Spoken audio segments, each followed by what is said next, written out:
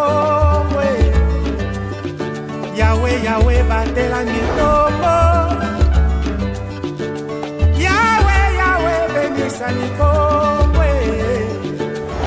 Yahweh, Yahweh, batela mikombo.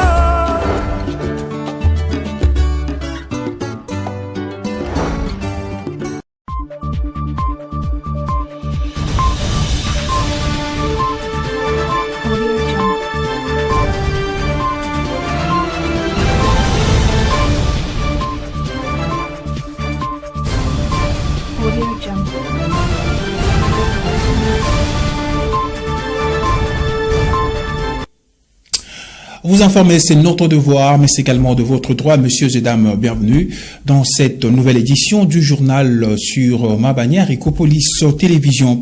Le 1er mai de chaque année, le salarié célèbre la journée internationale du travail, une journée de réflexion et d'interpellation sur les conditions du travail digne de ses agents. À Matadi, chef-lieu de la province du Congo central, nos reporters étaient sur terrain pour faire le constat par rapport à cette journée. Nous vous proposons de suivre ces reportages de notre stagiaire Mervedi Bangana sur les images de Logos Mabeno. Chaque 1er mai, le monde célèbre la journée internationale du travail. En République démocratique du Congo comme ailleurs, cette date reste un moment symbolique de repos, de réflexion et d'interpellation. Elle rappelle le lutte historique de travailleurs pour des conditions de travail dignes. Le 1er mai de cette année, plusieurs activités ont été organisées à Matadi pour la circonstance, notamment la marche de santé des différents groupes de travailleurs. M. Jean-Chrétien Moukimvula, inspecteur de l'inspection générale des territoriales, IGTR en cycle, syndicaliste, s'exprime. Profitant de notre micro, il a déballé des difficultés dont ils font face. La journée du 1er mai, c'est un mouvement où les syndicats s'étaient revendiqués, le problème des fonctionnaires concernant les SMIC. Le 1er mai, à l'époque, ne se faisait pas comme ça. On rassemblait les gens quelque part et il y avait beaucoup d'entreprises et c'était vraiment une fête. Mais aujourd'hui, il y a la pauvreté qui bat jusqu'au point de l'échelle où les fonctionnaires sont incapables d'organiser de telles manifestations comme auparavant. Si aujourd'hui, les gens sont en train de faire le marche, c'est à cause de la médiocrité des prises en charge des fonctionnaires de l'État. Notons que, cette année, les thèmes retenus, unis et solidaires pour la résilience en République démocratique du Congo.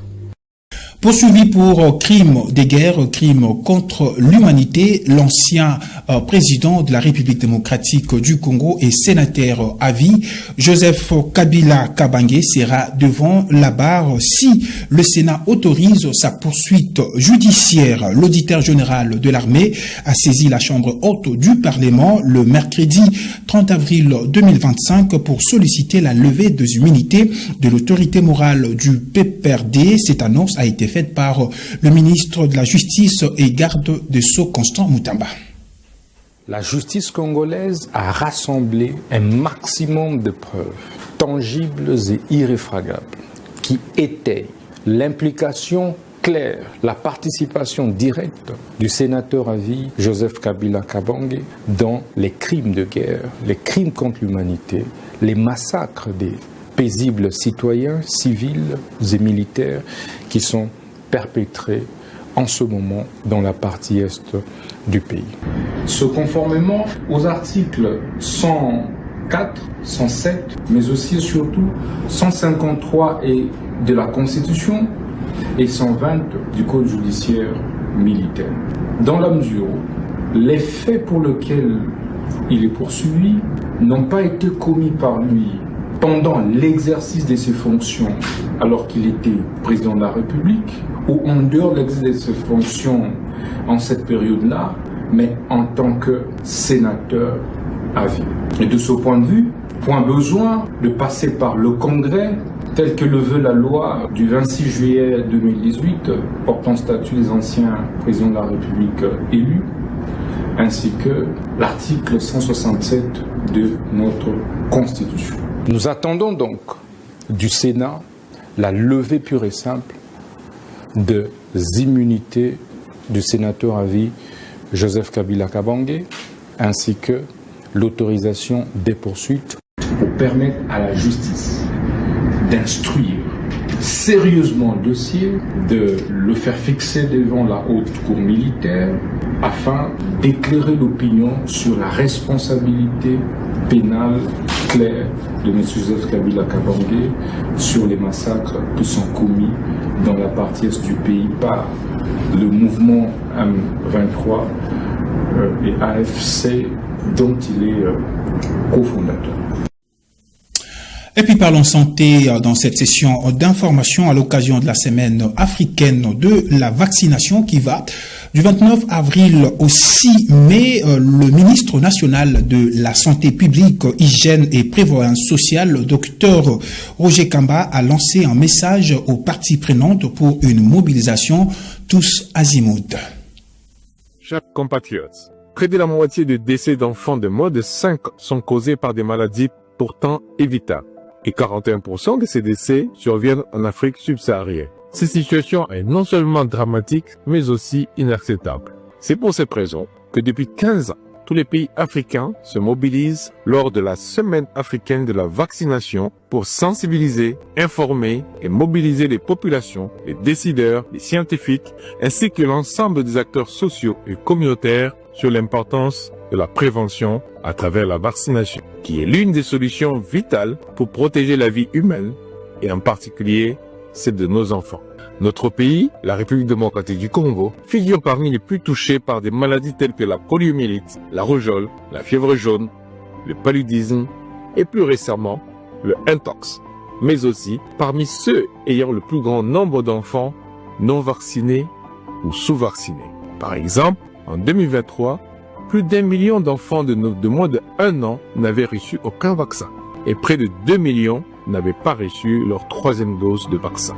La situation sécuritaire et l'éboulement des populations contribuent non seulement à la propagation des maladies, mais limitent aussi l'accès à certaines zones où les enfants et les familles ont le plus besoin de vaccins. Grâce à l'engagement personnel du président de la République, chef de l'État, son Excellence Félix-Antoine Tshisekedi Tshilombo, mais aussi de l'ensemble du gouvernement à travers le programme élargi de vaccination, l'accompagnement des partenaires et le travail de nos héros quotidiens, c'est-à-dire nos soignants et agents communautaires, nous sommes fiers de vous dire que nous œuvrons pour qu'aucun enfant ne soit laissé pour compte, quel que soit l'endroit où il vit. C'est pourquoi le plan Machapo 3.0 a été mis en place pour renforcer nos capacités à mieux protéger la santé de nos enfants et de nos familles, mais aussi à consolider notre système de santé en garantissant un accès équitable à la vaccination pour tous. C'est un droit. C'est pour cette raison que j'appelle les autorités locales, les leaders communautaires, les responsables religieux, les professionnels des médias, les organisations de la société civile, ainsi que nos partenaires à s'unir et agir pour faire de cette semaine, qui se déroule du 29 avril au 6 mai, un moment de rappel, de solidarité et d'engagement pour la santé de tous. Car vacciner, c'est aimer. Vacciner, c'est protéger. Et puis au chapitre de sport, messieurs et dames, poursuite du championnat national Ligue 1. Les équipes ont joué la 3e journée de la phase play-off à Kinshasa et Lubumbashi. Ces matchs se sont joués le mardi 29 et mercredi 30 avril 2025. Les détails sur les résultats dans ces commentaires de Glodino Lucano. La 3e journée du championnat national Lenafoot Ligue 1 de la République démocratique du Congo s'est jouée mardi 29 et mercredi 30 avril 2025 dans le D-site choisi par les organisateurs pour cette phase des playoffs. À Kinshasa, l'association sportive Vita Club a obtenu sa première victoire dans cette phase décisive, 1-0 face à Sangabalende de Mbujimai. Le but de l'équipe quinoise a été marqué par les joueurs Denis Mondjaka à la 41e minute de jeu. Et le mercredi 30, le tout-puissant Mazembe de Lubumbashi s'est incliné à Kinshasa 3-1 face au FC Les Aigles du Congo. Les 3 buts étaient l'œuvre de Kevin Bileko à la 12e et 75e et Kikwama Mujinga à la 21e minute de jeu. La réduction du score est intervenue à la 51e minute grâce à Patrick Mwangulu. Tandis qu'à Lubumbashi, le Saint-Éloi Lupupo a été battu à domicile par l'AS Maniema Union sur la note de 1-0, but marqué par James Mboma. La Sérangère a pris le dessus sur le Football Club Tanganyika sur le score de 3-1.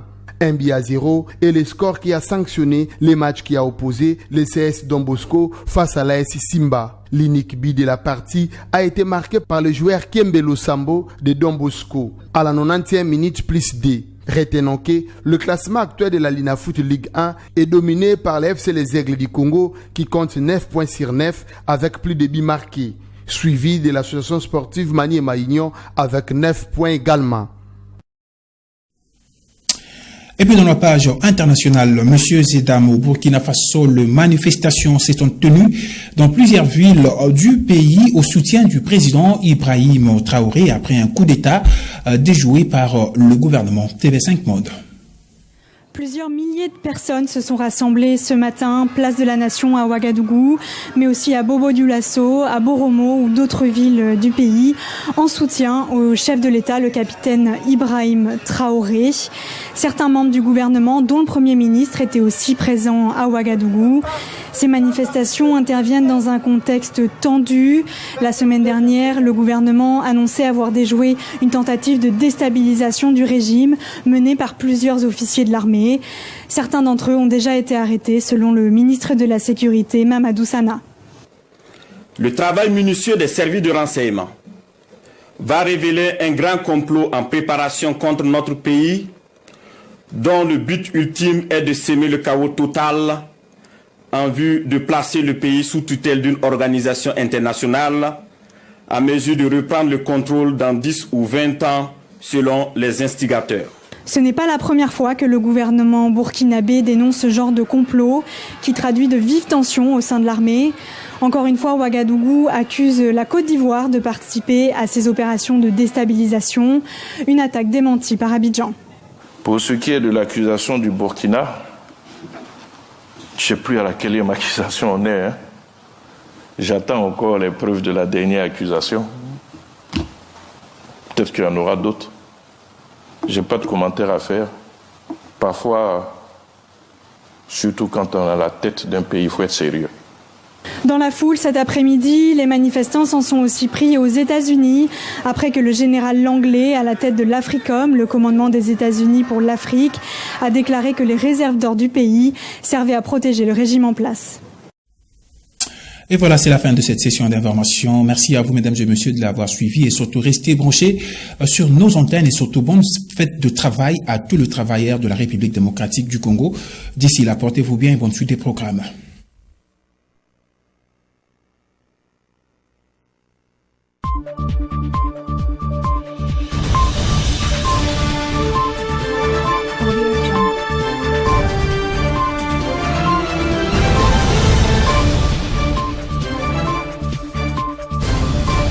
Audio Jungle.